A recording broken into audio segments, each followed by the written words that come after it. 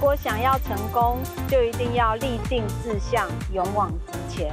因为有目标，才不会迷失方向；有勇气，才能够跨越困难，带领伙伴朝梦想前进。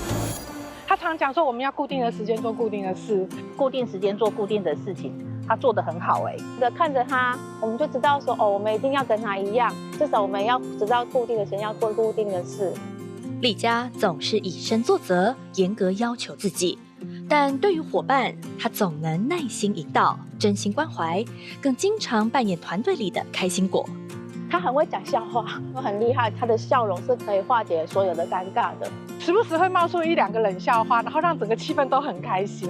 所以每次跟他出去作业啊，气氛就很轻松。我觉得你要开心做不重，才会有影响力。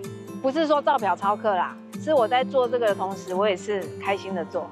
伙伴就会觉得你怎么做这么开心，他就会觉得这份事业是好的。将生活朴重化，也把朴重生活化。他用热情与温暖把这份事业分享出去。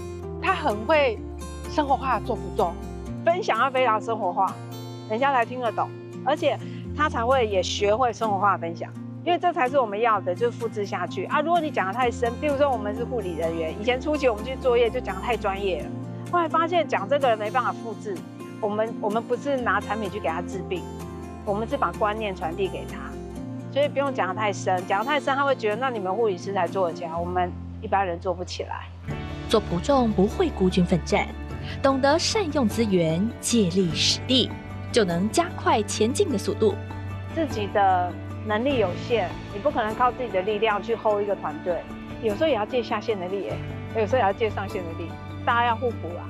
有时候是软软的啊，有时候是要有一点规定这样，我就要借力使力啊，因为我是软软的人嘛。懂得用爱发光，彼此扶持，进而凝聚伙伴的力量，就能让团队更加强大。他有一点让我非常佩服的地方，就是他的坚持。当你看到他这么认真努力在往前跑的时候，你就会觉得，我也要认真努力的跟上。觉得他是一个很爱每一个伙伴的上线。我觉得他们对我来讲很重要，因为我跟他们黏在一起的时间比家人还久。